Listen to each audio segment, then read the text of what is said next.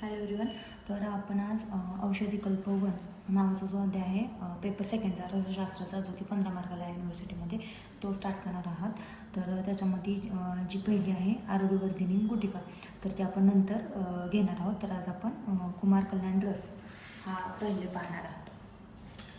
तर कुमार कल्याण रस, त्याच्यामध्ये घटकद्रव्य काय काय आहेत, याच्यामध्ये काय काय घ्यायला सांगितलं बघा. जे काही हे पूर्ण पॉईंट आहेत तर ते आपण सगळे कव्हर करणार आहेत. फक्त जे काही रिसर्च अपडेट आहे ते नाही घेणार आपण फक्त. तर मग कुमार कल्याण रसामध्ये जे काही घटकद्रव्य कुठले आहेत? रससिंधूर, कुमारी स्वरस, अभ्रक भस्म, लोह भस्म, हेम भस्म, माक्षिक भस्म आणि मौतिक भस्म. तर असे काही 7 घटक आहेत, घटकद्रव्य. तर घटकद्रव्यच आपल्या लक्षात राहत नाही, त्यामुळं आपण एक ट्रिक कशी आहे, तर एक गोष्ट आहे, ती गोष्टीच्या स्वरूपामध्ये बघणार आहेत आपण. तर ट्रिकमध्ये काय सांगितलं बघा. कुमार कल्याण, आता हा कुमार नावाचा एक मुलगा जो की भिवंडी कल्याण आहे ना, तर तो कल्याणला गेला आहे. कुमार कल्याणला सिंदूर घेऊन आला आहे आणि तो कुमारीची वाट बघतोय. काय झालं इथं, तर कुमार आहे ना, तर तो कल्याणला सिंदूर घेऊन आला आहे आणि तो कुमारीची वाट बघतोय. ती जर नाही आली तर तो मरणार आहे. तर कुमारचे 2 मित्र आहेत, अभ्रक आणि लोहेश्वर. तर त्यांनी काय केलं ना, त्यांच्या लग्नासाठी होम तयार केलं आहे. आणि जी काय माक्षिक आहे, माक्षिक ही कुमारीची मैत्रीण आहे, तर ती कुमारीला घेऊन आली. म्हणजे कुमार नावाचा मुलगा आहे, तो की कल्याणला गेला आहे. त्याचे 2 मित्र आहेत, अभ्रक आणि लोहेश्वर. तो कल्याणला सिंदूर घेऊन गेला आहे आणि तो काय करते, ती जर आली नाही, कोण आली नाही, कुमारी जर आली नाही, तर ती मरणार आहे. आणि हे जे काही अभ्रक आणि लोहेश्वर आहेत, तर त्यांनी होम तयार केले त्यांच्या लग्नासाठी. आणि जी माक्षिक आहे, कुमारीची मैत्रीण, ती पण कुमारीला घेऊन आली आता. तर अशी ट्रिक आहे, त्याच्यावरून आपल्याला घटकद्रव्य लक्षात राहतात. बघा, आता कुमार कल्याण, आपण जे काही रस आहे ना, तर त्या रसाचं नाव घेतलं आहे, कारण हे जर नाव घेतलं नाही तर घटकद्रव्य कशाचे ते आपल्याला समजणार नाही. कुमार कल्याण रस सिंदूर घेऊन आला आणि कुमारीची वाट बघतोय. कुमारी स्वरस, आणि ती जर आली नाही तर तो मरणार म्हणजे मौतिक भस्म. आता अभ्रक आणि लोहेश्वर, अभ्रक भस्म, लोह भस्म ने होम तयार केलं, होम हेम भस्म, व माक्षिक भस्म कुमारीला घेऊन आली. झालं. आणि आता निर्माणविधीमध्ये काय सांगितलं बघा. निर्माणविधी एकदम शॉर्टमध्ये घेतली आपण, कारण ती तुम्हाला बरोबर आहे, आपण तिला जास्त करून लिहू शकतो. आता खलव्या यंत्रामध्ये रससिंदुराचं मर्दन करायचं. पहिल्यांदा काय करायचं, रससिंदूर घ्यायचा आणि त्याचं खलव्या यंत्रामध्ये मर्दन करायचं. त्यात इतर द्रव्य टाकून चूर्ण बनवावे. त्याच्यामध्ये जे काही इतर द्रव्य आहेत ते टाकून त्याचं चूर्ण बनवायचं. याला कुमारी स्वरसाची भावना द्यायची. त्याला काय करायचं, परत कुमारी स्वरसाची भावना द्यायची आणि यापासून गुटिका बनवावी. ती वटी आणि जी काही गुटिका आपण बनवल्या ती किती mgची बनवायची, तर 62.5 mg किंवा हाफ रत्ती त्याची आपल्याला गुटिका बनवायची. तर ही निर्माणविधी आहे, जी की आपण एवढी कशी करायची आपल्याला माहिती आहे. आता त्यानंतर त्याचा डोस किती आहे, तर 62.5 mg. आणि अनुपान मध, दूध आणि सीता. तर ह्याच्यामध्ये काय, सीताला दूध आणि मध आवडतं, असं लक्षात ठेवा. अनुपानामध्ये सीताला दूध आणि मध आवडतं.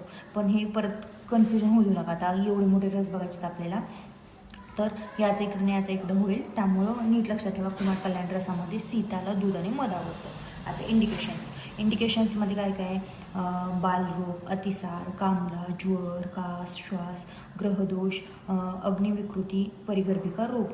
तर हे काय त्याच्या इंडिकेशन्स आहेत. आता त्यानंतर काय सांगितलं आपल्याला, फार्माकोडायनॅमिक्स बघायचं आणि फार्माकोकायनेटिक्स. तर जे काही फार्माकोकायनेटिक्स आहे ना, तर ते सगळ्यांचं कॉमन आहे, सगळ्यांमध्ये तेच घ्यायचं आपल्याला. आता बघूया आपण फार्माकोडायनॅमिक्स. तर त्याच्यामध्ये काय, अँटीपायरेटिक आणि इम्युनोमॉड्युलेटरी. आता अँटीपायरेटिक म्हणजे हे नाव जर लक्षात तुम्ही लिहिलं ना तर पण ठीक आहे, त्याच्यामध्ये आपण लिहू शकतो काय ना काय. आता जे काही कुमार कल्याण रस आहे, कंटेन्स इन्ग्रेडियंट्स लाईक रस सिंदूर अँड हेमभस्म विच पजेसेस अँटीपायरेटिक प्रॉपर्टी. तर लिहायचं ह्याच्यामध्ये जे काही घटकद्रव्य आहेत, 1-2 काय रससिंदूर आणि हेमभस्म. आता माहिती आहे मला, पण हे लक्षात नाही राहत आपल्या, पण ठीक आहे, एखादी लाईन ठेवू शकतो ना आपण. रससिंदूर आणि हेमभस्म आहे, तर त्यांच्याकडे अँटीपायरेटिक प्रॉपर्टी आहे आणि these component help in reducing fever, जे की फिवर कमी करण्याला मदत करतात. आता हिपॅटोप्रोटेक्टिव्ह, पहिलं काय बघितलं फार्माकोडायनॅमिकमध्ये, अँटीपायरेटिक आणि इम्युनोमॉड्युलेटरी.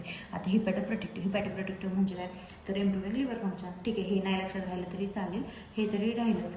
इम्प्रूव्हिंग लिव्हर फंक्शन, आणि आपण लिहू शकतो थोडंफार इकडचं. आता त्यानंतर काय सांगितलं आपल्याला, रेस्पिरेटरी सपोर्ट म्हणजे improve lung function, lung function. परत गॅस्ट्रोइंटेस्टायनल बेनिफिट्स. गॅस्ट्रोइंटेस्टायनल बेनिफिटमध्ये काय घेऊ शकतो आपण, ठीक आहे, इथलं नाही मनाने म्हणजे आपण गॅस्ट्रोइंटेस्टायनल आलं म्हणजे आपण इम्प्रूव्ह डायजेस्टिव्ह फंक्शन लिहू शकतो ना एखादं तरी, आणि त्याला एक लाईनमध्ये करू शकतो आपण. Regulate bowel movements, reduce diarrhoea episodes आणि इम्प्रूव्ह डायजेस्टिव्ह फंक्शन.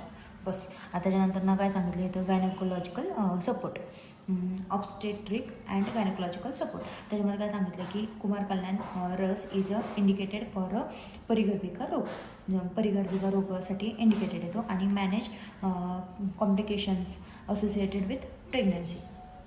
जे काही प्रेग्नन्सी सोबतचे जे काही कॉम्प्लिकेशन्स आहेत तर ते मॅनेज करण्यासाठी कुमार कल्याण रस आहे तो मदत करते. ठीक आहे. आता इथे गायनॅकोलॉजिकल सपोर्ट आलं त्यामुळे आपण प्रेग्नन्सीचं लिहू शकतो की manage complications associated with pregnancy. ठीक आहे. ह्याच्याशी हे झालं. गॅस्ट्रोइंटेस्टायनलमध्ये लिहू शकतो डायजेशनचं जे काही वाटेल ते. रेस्पिरेशनमध्ये लंग फंक्शन आलं. बस. फार्माकोडायनॅमिकमध्ये हे 5 पॉईंट लक्षात ठेवायचे. अँटीबायोटिक, इम्युनोमॉड्युलेटरी, हिपॅटोप्रोटेक्टिव्ह. परत त्याच्यानंतर काय राहिलं, रिस्पिरेटरी सपोर्ट, गॅस्ट्रोइंटेस्टायनल बेनिफिट्स आणि हे काय गायनॅकोलॉजिकल सपोर्ट. आता फार्माकोकायनेटिक. आता हे फार्माकोकायनेटिक असं आहे ना की जे सगळ्यांचंच कॉमन आहे, सगळ्यांचंच कॉमन आहे. म्हणजे ह्याच्यात काय येणार आहे, ॲब्सॉर्प्शन, मेटाबॉलिझम, डिस्ट्रीब्युशन आणि एलिमिनेशन. तर हे 4च मध्येच आपल्याला इलेबोरेट करून लिहायचं. इथे मी एकदम शॉर्टमध्ये लिहिले, पण तुम्ही एक हे कॉमन आहे सगळ्यामध्ये आपल्याला लिहायचं. म्हणजे ह्याचं आपण अर्धा पेज तर बनवू शकतो. तर ॲब्सॉर्प्शनमध्ये काय, थ्रू GI ट्रॅक्ट, जे काय आपल्या गॅस्ट्रोइंटेस्टाइनल ट्रॅक्ट आहे त्याच्यामध्ये ॲब्सॉर्प्शन होणार आहे.